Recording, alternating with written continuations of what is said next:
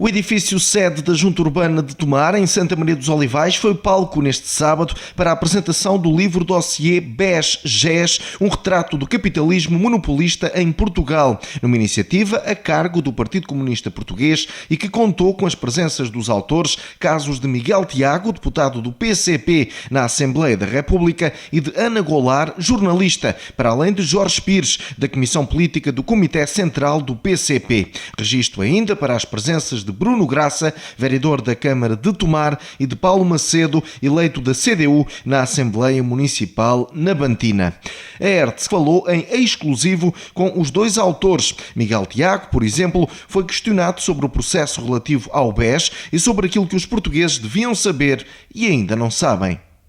Bem, este livro visa precisamente responder de certa forma a isso. O PCP e as edições Avante editam este livro como forma de divulgar também aqueles que foram os resultados da Comissão de Inquérito na nossa perspectiva. Como é sabido, o PCP foi o único partido que votou contra aquelas conclusões, aquele relatório daquela Comissão de Inquérito, precisamente porque, no nosso entendimento, não respondia às questões principais e passava por cima de um conjunto de responsabilidades políticas que entendemos fundamentais para compreender o que se passou. E o que se passou é muito simples, quer dizer, é um assunto complexo, mas é relativamente simples. No essencial, aquele banco, como muitos bancos em Portugal, como temos vindo a perceber, usou os recursos que os portugueses lhe confiaram, portanto os depósitos dos cidadãos, para financiar o seu próprio grupo económico, o grupo económico a que pertencia, o GES,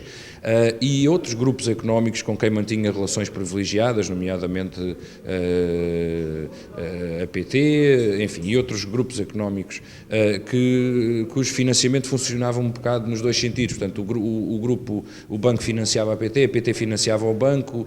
o grupo financiava o GES, o banco financiava o GES financiava o banco. Enfim, o que aconteceu foi que os créditos foram concedidos sem avaliação de risco, exatamente o contrário do que se faz aos portugueses. Portanto, um banco para dar um empréstimo a uma família avalia o risco, exige um conjunto de contrapartidas, exige fiadores, exige hipotecas, e no caso daquelas empresas não exigia absolutamente nada, e portanto na maior parte dos casos não havia nenhuma garantia, não havia nada dado em contrapartida para os empréstimos, e portanto quando as empresas não pagaram os empréstimos não havia o dinheiro, e quando os portugueses precisassem de levantar o seu dinheiro, ele não estaria lá, e portanto foi preciso o Estado a correr a resolver o banco e pagar a fatura dos desvarios e das aventuras dos banqueiros que viveram à grande e à francesa, como se costuma dizer, precisamente porque usavam todos aqueles recursos para satisfazer os seus próprios caprichos e os seus investimentos, não é? Portanto, aquela cultura do empreendedorismo e do risco, no caso, não passou de usar o dinheiro dos outros para se financiar e depois deixar lá um buraco gigantesco que ainda hoje está para apurar a verdadeira dimensão. E isto tem sido visto, infelizmente, em vários grupos económicos e financeiros do nosso país, desde o BPN, o BPP, agora o BANIF, o BES. Enfim, na prática toda a banca privada utiliza estes expedientes, não é? Facilitar o financiamento aos seus amigos, entre aspas, aos grupos económicos que lhe são próximos, e com isso descapitalizar os bancos. Tendo em conta a importância dos bancos no sistema financeiro e na economia nacional, enfim, depois o Estado é obrigado a entrar. Mas a questão aqui, e que o livro também visa colocar, é que é verdade que os bancos são fundamentais, é verdade que o sistema financeiro não pode colapsar, então cada vez mais se comprova que também não pode estar nas mãos de privados. Se somos nós que pagamos os bancos, tem que ser o público, tem que ser o Estado, tem que ser democrática a gestão dos bancos. PS, PSD e CDS ao longo das últimas décadas não só estimularam com a privatização da banca, não só estimularam a entrega da banca a privados, como de certa forma estimularam esta cultura de louvar o banqueiro, de fazer com que a banca tivesse um poder de decisão absolutamente desmesurado para a economia. E a nossa inclusão no euro e na União Europeia agravou isso, não é? Com a ideia do livre mercado e de que a banca deve ser gerida por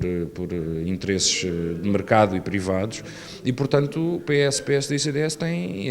profundas responsabilidades. não só por terem criado o quadro legislativo em que a banca pôde cometer todas estas tropelias contra o interesse público, mas também por terem, em muitos casos, contribuído ativamente para a constituição destes grupos económicos, não é? Nós sabemos que, quer dizer, o BES não seria o que foi se não fosse um conjunto de negócios públicos que também lhe foram atribuídos, o GES não seria o que foi, se também não tivesse sido, muitas vezes, o Estado a promovê-lo como parceiro em PPPs, em contratos, em parcerias para privatizações, ou seja, estes grupos cresceram à sombra do poder, ou melhor, cresceram com laços de promiscuidade com o poder político, e aí temos que incluir todos aqueles que passaram no poder ao longo destes anos. E depois há ainda uma outra responsabilidade dos governos, que é a de, apesar dos vários alertas e de saber que os bancos estavam numa rota de colapso, não só não terem feito nada, como terem feito tudo para esconder a realidade a realidade aos portugueses. E depois a última responsabilidade, e talvez a mais grave, assinar um pacto de agressão com o FMI, o Banco Central Europeu e a União Europeia, que chamaram o Programa de Assistência Financeira a Portugal, que se traduziu única e exclusivamente num grande apoio à banca, precisamente para tapar os buracos que a banca tinha deixado depois daquelas práticas que eu já referi. Ana Goulart, por sua vez, abordou a edição propriamente dita do livro e quais os objetivos a atingir. A jornalista deixou claro que há a clara intenção de esclarecer os cidadãos. Fiz essencialmente ser esclarecedora. Naturalmente, o esclarecimento é prestado naquela que é a visão do PCP relativamente ao funcionamento da banca, e tanto assim é que na investigação, digamos, na parte da investigação em que eu faço a participação, isso interessou essencialmente perceber como é que o banco cresceu, como é que o Espírito Santo, digamos, que nasce como uma simples casa bancária, se torna de facto um grande banco português, e avaliando também como é que isso sucedeu ao longo da história. E há aqui um dado curioso, o Miguel Tiago já referiu isso, que é o facto de, oficialmente, parece que o período em que o banco esteve nacionalizado não existiu na história do Banco Espírito Santo. E existiu, obviamente, e com resultados francamente encorajadores, digamos assim. Isso é uma perspectiva. Há outra perspectiva do livro também, para além do que foi o funcionamento da Comissão de Inquérito e o comportamento das diferentes forças políticas na Comissão de Inquérito. O livro faz ainda uma outra análise, que é a das relações entre o banco e o poder político, nomeadamente aqueles que nesse poder político tiveram responsabilidades até hoje, PS, PSD e CDS, revelando e dando a conhecer também a própria promiscuidade entre o poder político e o Banco Espírito Santo.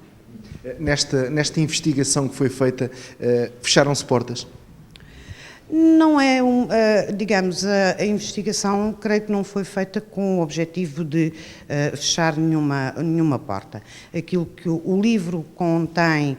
de facto, um testemunho de um período histórico, de um banco que toda a gente, enfim, avaliava como uma estrutura financeira extremamente sólida, portanto tem essa componente, e tem depois a componente de revelar porque é que essa tal estrutura tão sólida, ou que todos imaginavam tão sólida, de facto não é, não o era. Permita-me uma última questão. Qual é que tem sido o impacto deste livro durante este período, digamos assim, em que está a ser dado a conhecer às pessoas? Não tendo, enfim, isso o editor poderá esclarecer, prestar um melhor esclarecimento, mas posso dizer, pelo menos daquilo que sei, o seguinte: o livro foi lançado na Festa do Avante, 2015, e foi na Festa do Livro o que mais vendeu.